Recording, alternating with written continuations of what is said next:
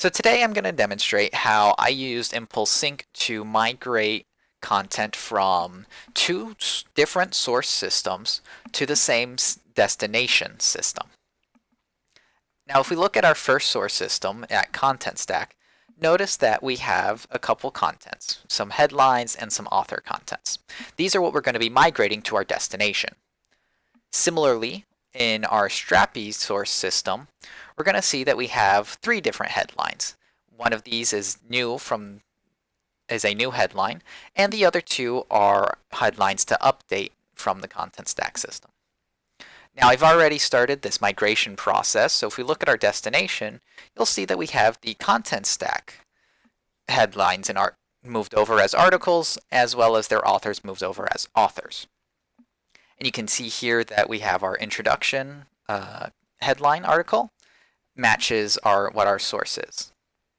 Now if we go to Impulse, and since we're already in the middle of this migration, I'm going to go ahead and run the final job. While that runs, let me walk you through the configuration, some of the configuration we have set up here. Now, you'll notice that we have 4 different jobs. These first 2 jobs are specifically for the Content Stack system, source system, where we first sync the authors from the source to the destination, and our second job runs and syncs the Content Stack source headlines to the destination as articles.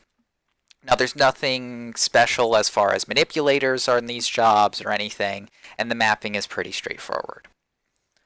This third job here is where we move to our Strapi system. This is where what we're going to do is align our authors. So our Strapi has a few authors that need to be aligned to the authors that we've migrated to our destination. And we did that using our mapping config. And if we look at our field aligning section, you can see that we're aligning the source field name to the destination field title. That way when the value for name at the source matches the value for title at the destination, these two contents will be aligned, and ImpulseSync will create an ID map between them for future jobs to make use of. And that's exactly what our fourth job here, the Strapi headline sync, does. This will migrate the contents from our Strapi source, those headlines, into our destination as articles.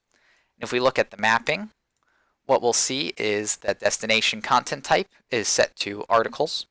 And then we have a couple simple field mappings where we're changing the casing of our body and title field.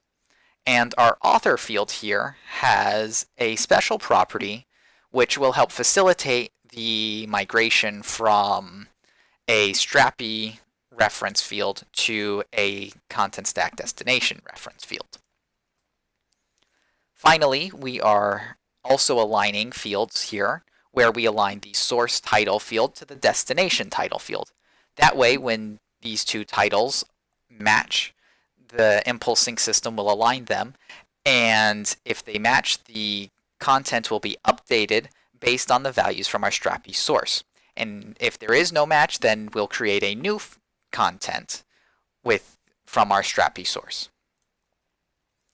Now let's go ahead and check out our destination, and we'll see that we have our new article created here.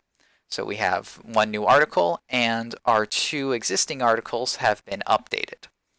Now if we go ahead and look here, we'll notice that our introduction article has this currently, and if we update to the latest version, what we'll see is our body field will be updated, where it says welcome to Impulse Docs, and our author is no longer Jack, but is instead Jill, based on what we had in our Strapi system, where our body had welcome to Impulse Docs and our author is Jill.